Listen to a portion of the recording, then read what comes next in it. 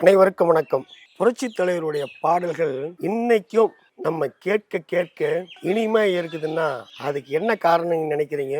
புரட்சித் தலைவர் பாடல் வரிகளை தேர்ந்தெடுத்த விதம், அதே மாதிரி இசையமைப்பாளர்கிட்ட இருந்து அந்த மெட்டுக்களை தேர்ந்தெடுத்த விதம். ஆக இப்படி ஒவ்வொன்றும் அவர் பார்த்து பார்த்து பார்த்து செஞ்சதுனால தான் இன்னைக்கு காலத்தால் அழிக்க முடியாத காவிய பாடல்களை நம்மளால் பெற முடிஞ்சது.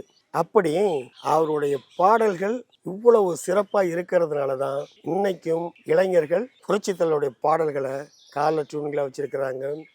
டிவி ஷோக்கள்லாம் புரட்சித்தலைவர் பாடலை பாடிக்கிட்டு இருக்காங்க. இப்படி புரட்சி தலைவர் ஒரு படத்துக்கு ஒரு ஃபென்டாஸ்டிக்கான பாடலை தேர்ந்தெடுக்கிறாரு. ஆனால் இதில் என்ன ஒரு ஸ்பெஷாலிட்டி தெரியுங்களா? இந்த படத்தோட மியூசிக் டைரக்டர்ஸ் புதுசு. அவங்கக்கிட்ட இவர் வேலை வாங்குறாரு. அவங்க என்ன நினைக்கிறாங்கன்னா, என்ன இது இவர் சொல்கிறதுக்கும் நம்ம டியூன் போடுறதுக்கும் சம்மந்தம் இல்லாத மாதிரி போட சொல்கிறாரு அப்படி அவங்க மனசில் நினைக்கிறாங்க. ஆனால் புரட்சி தலைவர் மெட்டுக்களை மாற்றி மாற்றி சொல்லி அவங்க அந்த கம்போசிங் பண்ணி லாஸ்ட்டில் அதை பாட்டாக பார்க்கும் பொழுது பிரமிச்சிடுறாங்க. எப்படா இவருக்கு இவ்வளவு ஒரு இசைஞானமா, இப்படியாப்பட்ட ஒரு இசைஞானம் கொண்டவர்கிட்ட நம்ம அவருடைய படத்துக்கு மியூசிக் போடுறோமா அப்படின்னு அவங்க அப்படி மெய்சிலிருத்து போகிறாங்க. அவங்க மட்டுமா மெய்சிலிருத்து போகிறாங்க, அந்த பாடலை கேட்ட நாமளும் தாங்க மெய்சிலிருத்து போகிறோம். அப்படி மியூசிக் டைரக்டர்லேருந்து நாம் அனைவரும் மெய்சிலிர்த்த புரட்சி தலைவருடைய பல பாடல்களில் இந்த பாடல் என்ன பாடல், என்ன படம், அந்த புதிய இசையமைப்பாளர்கள் யார் அப்படிங்கிறத நீங்கள் தெரிஞ்சுக்கணும்னா இந்த வீடியோவை முழுமையாக பாருங்கள். அப்படி பார்த்து இந்த வீடியோ உங்களுக்கு பிடிச்சிருந்தா லைக் பண்ணுங்கள், ஷேர் பண்ணுங்கள், கமெண்ட் பண்ணுங்கள். மறக்காமல் எம்ஜிஆரும் ஏஎஸ்ஆர்எம் டிவியை சப்ஸ்கிரைப் பண்ணுங்கள். எங்களை வாழ வைக்கும் தெய்வத்திற்கு எங்களின் அன்பு காணிக்கை.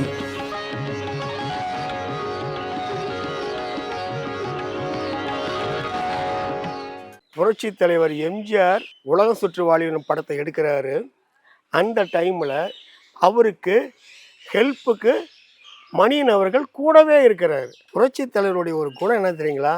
நமக்கு யாருக்கு எந்த ஒரு உதவிகள்னு தேவைப்பட்டாலோ அதை வழியை சென்று செய்யக்கூடிய புரட்சி தலைவர் தனக்காக ஒரு கடல் கடந்து வெளிநாடுகளில் போய் படம் எடுக்க ஒருத்தர் உதவி செய்கிறாங்கன்னா அவங்கள சும்மா விட்டுருவாரா? அவங்களுக்கு தான் நல்லது செய்யணும் தான் நினைப்பார். அப்படி தமக்காக வெளிநாடுகளுக்கு தான் கூடையே வந்து அந்த இடங்களை சூஸ் பண்ணி அங்கே அனுமதி வாங்கி தந்து அந்த உலகம் சுற்று வாலிபன் படம் வெளிவரத்துக்கு முக்கியமான காரணமாக இருந்த மணியன் அவர்களுக்கு ஏதாவது செய்யணும்னு நினைக்கிறாரு. அதே போல் வித்வான் வே லட்சுமணன் அவர்களுக்கும் ஏதாவது நல்லது செய்யணும்னு நினைக்கிறாரு. அப்படி நினைத்ததில் தான் உதயமானது தான் உதயம் ப்ரொடக்ஷன்ஸ் அப்படிங்கிற ஒரு பேனரை உருவாக்கி அதற்கு லோகோவும் புரட்சி தலைவரை டிசைன் பண்ணி அதற்கு தயாரிப்பாளர்களாக மணியன் அவர்களையும் வித்வான் கே லட்சுமணன் அவர்களையும் தயாரிப்பாளராக்கிறாரு. அவங்களுக்காக 3 படம் பண்ணி தர்றாரு. 1 இதய வீணை, பல்லாண்டு வாழ்க, சிரித்து வாழ வேண்டும். இந்த 3 படமுமே சூப்பர் ஹிட் படங்களாக அமையுது.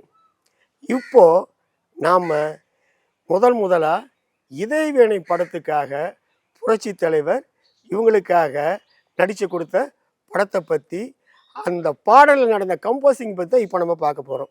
இந்த பீரியடில் புரட்சி தலைவருக்கு ஜோடியாக லதா, மஞ்சுளா இவங்க தான் மாற்றி மாற்றி நடிச்சுக்கிட்டு இருப்பாங்க. ஒரு படத்தில் லதா நடிப்பாங்க, இன்னொரு படத்தில் மஞ்சுளா நடிப்பாங்க, இன்னொரு படத்தில் 2 பேர் சேர்ந்தே நடிப்பாங்க. இப்படி போய்கிட்டு அந்த காலகட்டம். இப்போ இதய வீணை படத்துக்கு ஹீரோயினாக மஞ்சுளாவை சூஸ் பண்ணுறாரு. படம் எங்கே எடுக்கிறாங்க? காஷ்மீரில், அதாவது இயற்கை எழில் கொஞ்சம் அந்த சும்மா அப்படி ஜில்லுன்னு இருக்கக்கூடிய காஷ்மீரில் படம் முழுக்க ஷூட் பண்ணுறாங்க.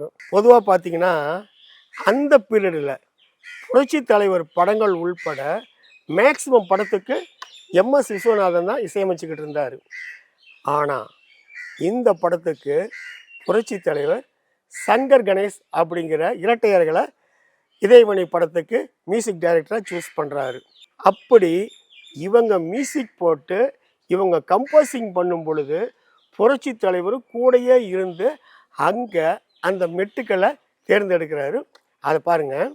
அதாவது பொதுவாகவே இந்த பாடல் இதயவீணை படத்தில் காஷ்மீரில் அப்படியே அந்த பனிச்சறுக்கு பனிமலைகள் இயற்கையில் கொஞ்சம் அந்த பேரழகு, அந்த இயற்கையில் கொஞ்சம் அழகை பீட் பண்ணால் இன்னொரு அழகு தான் தேவைப்படும்.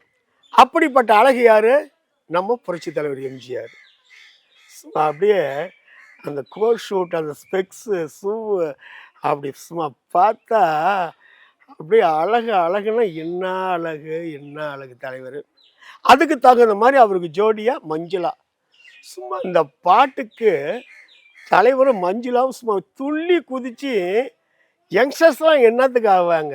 அப்படி ஒரு துள்ளல், ஒரு ஆட்டம், ஒரு பாட்டம், ஒரு இளமை ததுமும் அந்த பாடலுக்கு அவங்க பர்ஃபார்மன்ஸு பார்க்க பார்க்க கண்கள் 1000 கண்கள் வேணும். அந்த பாடலை கேட்க கேட்க காதுகளில் தேனாறு பாயும். அப்படிப்பட்ட சிறப்பு வாய்ந்த அந்த பாடல் எப்படி உருவானது? இப்போ அந்த படத்தினுடைய தயாரிப்பாளர்கள் மணியனும் வித்வான் வே லட்சுமணனும் என்ன பண்ணிடுறாங்க, இப்போ நீங்கள் மியூசிக் போடுற படம் சாதாரணமான படம் கிடையாது, புரட்சி தலைவர் எம்ஜிஆர் நடித்த படம். இந்த படத்தில் உங்களுக்கு வாய்ப்பு கிடைச்சிது, நீங்கள் செஞ்ச பூர்வ ஜென்ம புண்ணியம். அதனால் இந்த படத்துக்கு நீங்கள் மியூசிக் போட்டு தலைவரை அசத்துற அளவுக்கு நீங்கள் கம்போஸ் பண்ணணும் அப்படின்னு சொல்லிடுறாங்க. இவங்க பார்த்தா படக்குழுவினர் அத்தனை பேரும் சொல்கிறாங்க, பார்த்து பண்ணுங்கப்பா, தலைவர் படம் ஜாக்கிரதை, தலைவருக்கு பிடிச்ச மாதிரி பண்ணுங்க, பிடிச்ச மாதிரி பண்ணுங்க அப்படின்னு இந்த ஒரு பக்கம். அதாவது இவங்களுக்கு அப்படி எகிறது, ஒவ்வொருத்தரும் சொல்ல சொல்ல சொல்ல அப்படி பிபி எகிற அளவுக்கு. அதை விட தலைவர்கிட்ட பேர் வாங்கணுன்னுட்டு ஒரு பக்கம் படக்குழுவினர், இன்னொரு பக்கம் ப்ரொடியூசர்ஸ். கிட்டத்தட்ட ஒரு மாதமாக இவங்க விடல. யாருங்க? மணியன் சாரும் வித்வான் வேலட்சுமி சாரும் விடல. இவர் ஜூஸ் புழிஞ்சு எடுக்கிறாங்க. அவங்க நினைக்கிறாங்க, இவங்களே இப்படின்னா தலைவர் பாட்டை கேட்க என்ன நடக்குதோ அப்படிங்கிற பயம் வேறு இவங்களுக்கு. ஒரு வகையாக கிட்டத்தட்ட 105 டியூன் போட்டுடுறாங்க. ஓகே, போட்டாச்சா? நாளைக்கு நீங்கள் போட்ட டியூன் கேட்குறது கம்போசிங்க்கு புரட்சி தலைவர் வர்றாரு, ரெடியாக இருங்க, அவர் முன்னாடி உங்கள் கம்போசிங் பண்ணி காமிங்க அப்படின்னு சொல்லிடுறாங்க. அதே போல் காலையில் டான்னு 6 மணிக்கெல்லாம் புரட்சி தலைவர் அந்த ரெக்கார்டிங் தியேட்டருக்கு வந்துடுறாரு. சங்கர் கணேஷ் 2 பேரும் உட்காந்துருக்குறாங்க. தலைவர் சொல்கிறாரு, இங்கே நீங்கள் போட்ட டியூன்லாம் வாசிச்சு காமிங்க, உங்களோட மெட்டெல்லாம் வாசிச்சு காமிங்க அப்படின்ற மாதிரி சொல்கிறாரு. இவங்க 2 பக்கமும் உட்காந்துக்கிட்டு மெட்டுக்களை வாசிக்கிறாங்க. காலையில் 6 to 9 மணி வரைக்கும் வாசிக்கிறாங்க. அதில் ஒரு நிறையா டியூன் வாசிச்சு காமிக்கிறாங்க, நிறைய மெட்டுக்கள் வாசிக்கிறாங்க. டிஃபன் டைம் வந்துடுது. தலைவரோடு சேர்ந்து டிஃபன் சாப்பிட்றாங்க. டிஃபன் சாப்பிட்டு அதுக்கு மேலே வாசிக்கிறாங்க. மெட்டுக்களை தலைவருக்கு போட்டு காமிக்கிறாங்க. தலைவர் அதை கேட்குறாரு. அப்புறம் லஞ்ச் பிரேக்கு, சாப்பிட போயிடுறாங்க தலைவரோடு சேர்ந்து. அது முடிஞ்ச உடனே மறுபடியும் வாசிக்கிறாங்க. தலைவருக்கு மெட்டுக்களை போட்டு காமிக்கிறாங்க. கரெக்டாக 6 மணி ஆயிடுது. இப்போ அவங்க என்ன நினைக்கிறாங்க, இத்தனை மெட்டுக்கள் போட்டோம், புரட்சி தலைவர் இத்தனை மெட்டுக்களை கேட்டு ஒன்றும் நல்லா இருக்குன்னு சொல்லணும், இல்லை நல்லா இல்லைன்னு சொல்லணும், அட்லீஸ்ட்டு எப்படி இருக்காது அப்படிங்கிறதையாவது சொல்லணும், எதுவுமே சொல்லாமல் இருக்கிறாரு அப்படின்னு இவங்களுக்குள்ள மனசில் அப்படியே ஒரு எண்ணங்கள் ஓடிக்கிட்டு இருக்குது. கரெக்டாக 6 மணி தலைவர் அவங்கள்ட்ட சொல்கிறாரு, சரி நீங்கள் போட்ட அந்த 5வது டியூனை வாசிங்க அப்படிங்கிறாரு. அவங்களும் 5வது டியூனை வாசிக்கிறாங்க. அடுத்து இப்போ 15வது டியூனை வாசிங்கிறாரு. 15வது டியூனை வாசிக்கிறாங்க. அடுத்து 25வது டியூனை வாசிங்க அப்படிங்கிறாரு. 25வது டியூனு வாசிக்கிறாங்க. இவங்க நினைக்கிறாங்க, தலைவர் முழுமையாக பாட்டு கேட்டார், எந்த ஒரு நோட்ஸுமே இவர் எடுத்துக்கலை, ஆனால் இவர் 5வது டியூன் வாசிங்க, 5வது டியூன் வாசிங்க, 25வது டியூன் வாசிங்க அப்படிங்கிறாரு. முதல்ல ரிதத்தை போடுங்க அப்படிங்கிறாரு. பல்லவியை போடுங்கிறாரு. 1வது சரணத்தை போடுங்கிறாரு. இதை தூக்கி 2வது சரணத்தில் போடுங்க, அதை தூக்கி 3வது சரணத்தில் போடுங்கிறாரு. அதை தூக்கி இதில் போடுங்க, இதை தூக்கி அதில் போடுங்க, அப்படி போடுங்க, இப்படி போடுங்க, இப்படி போடுங்க அப்படின்னு தான் சொல்லிட்டாரு. ஆனால் நோட்ஸ் எடுக்கல. எப்படி சாத்தியம் நினைக்கிறாங்க. அதே மாதிரி பண்ணிட்டாங்க. இப்போ அந்த 3 டியூன் வாசிச்சிட்டாங்களா?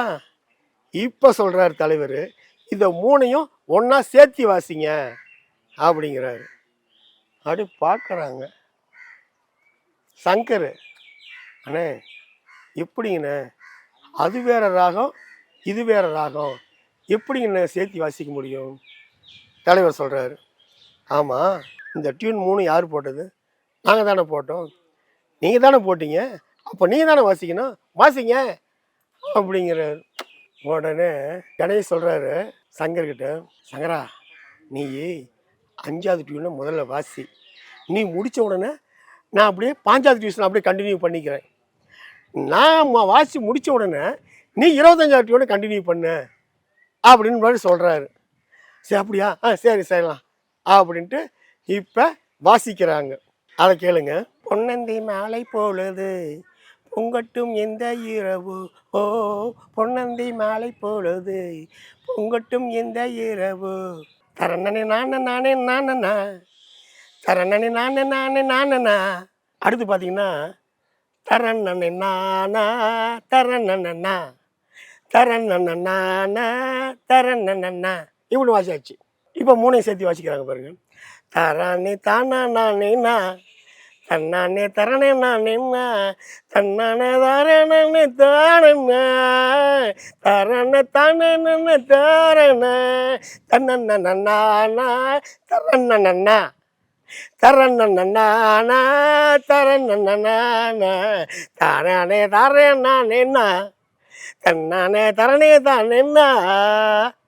பொன்னந்தி மாலை பொழுது பொங்கட்டும் இன்ப நினைவு, அன்னத்தின் தோகை உந்தன் மேனியோ, அள்ளிக்கோள் என்று சொல்லும் பார்வையோ, கொஞ்சி சிரித்தாய் என் நெஞ்சை பறித்தாய், கொஞ்சி சிரித்தாய் என் நெஞ்சை பறித்தாய், பொன்னந்தி மாலை பொழுது பொங்கட்டும் இன்ப நினைவு. ஆடை மூடும் ஜாதி பூவில் ஆசை உண்டாக, ஆசை கொண்டு பார்க்கும் கண்ணில் போதை உண்டாக, கண்ணோடு கண் பண்பாடுதே பெண்மேனிதான் என்னாகுமோ, அனைத்திடும் கரங்களில் வளைந்து நின்றாடும், அனைத்திடும் கரங்களில் வளைந்து நின்றாடும், ஆனந்த அருவியில் சுகம் பல தேடும், ஆனந்த அருவியில் சுகம் பல தேடும், பொன்னந்தி மாலை பொழுது பொங்கட்டும் இன்ப நினைவு, அன்னத்தின் தோகை உந்தன் மேனியோ, அள்ளிக்கொள் என்று சொல்லும் பார்வையோ, கொஞ்சி சிரித்தாய் என் நெஞ்சை பறித்தாய், கொஞ்சி சிரித்தாய் என் நெஞ்சை பறித்தாய். என்னங்க, பொன்னந்தி மாலை பொழுது பாடல் உங்களுக்கு பிடிச்சிருக்கா? இப்போ நான் பாடினது உங்களுக்கு பிடிக்காமல் போயிருக்கலாம். ஆனால் உண்மையிலுமே அந்த பாடலை நீங்கள் கேட்டு பாருங்கள். அவ்வளோ ஒரு ஃபேண்டாஸ்டிக்காக இனிமையாக அருமையாக இருக்கும். அப்படி அந்த பாட்டை நீங்கள் கேட்டு உங்களுக்கு பிடிச்சதை லைக் பண்ணுங்கள், ஷேர் பண்ணுங்கள், கமெண்ட் பண்ணுங்கள். மறக்காமல் எம்ஜிஆரும் ஏஎஸ்ஆரும் டிவியை சப்ஸ்கிரைப் பண்ணுங்கள். வணக்கத்துடன் உங்கள் ஏஎஸ் ரவிச்சந்திரன். பாய்.